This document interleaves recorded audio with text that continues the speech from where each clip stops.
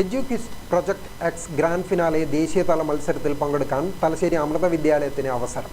വിദ്യാലയത്തിലെ Atal tinkering lab പ്രവർത്തനത്തിനാണ് വീണ്ടും അംഗീകാരം ലഭിച്ചിരിക്കുന്നത്. വിദ്യാർത്ഥികൾ വികസിപ്പിച്ചെടുത്ത ജലസേചന സംവിധാനങ്ങൾക്കായുള്ള ബയോ അധിഷ്ഠിത ബാറ്ററി എന്ന നൂതന ആശയത്തിനാണ് അംഗീകാരം ലഭിച്ചത്. Myself Gobika Latish. Myself Ananya Shinil. We are from class 11, Amrita Vidyalayam, Talasheri. And our team name is Achievers.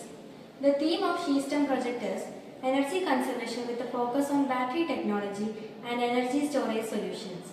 Our idea is bio-based battery electrodes for sustainable irrigation systems. A bio-based battery electrode irrigation system is an innovative concept that combines biotechnology, sustainable energy and material science. While it might sound futuristic, there are indeed researches and developments in this area.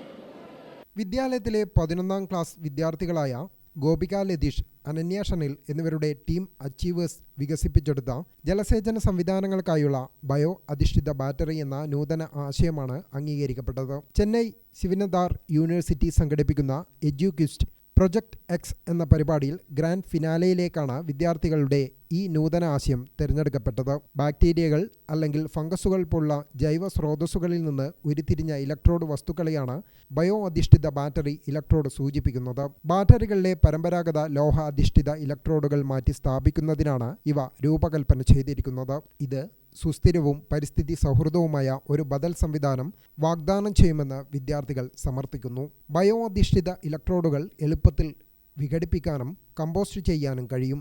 ഇത് electronic മാലിന്യങ്ങൾ കുറയ്ക്കാൻ സഹായകമാകും. പരമ്പരാഗത ലോഹാധിഷ്ഠിത ഇലക്ട്രോഡുകളേക്കാൾ വളരെ കുറഞ്ഞ ചെലവിൽ bio അധിഷ്ഠിത ഇലക്ട്രോഡുകൾ നിർമ്മിക്കാൻ കഴിയും. അമൃത യൂണിവേഴ്സിറ്റി റോബോട്ടിക് പ്രൊഫസറും ശാസ്ത്രജ്ഞയുമായ Gayathri Manikutty, Atal tinkering lab incharge R Raji എന്നിവരാണ് കുട്ടികൾക്കു വേണ്ട നിർദ്ദേശം നൽകിയത്. ഗ്രാമിക ന്യൂസ്, തലശ്ശേരി.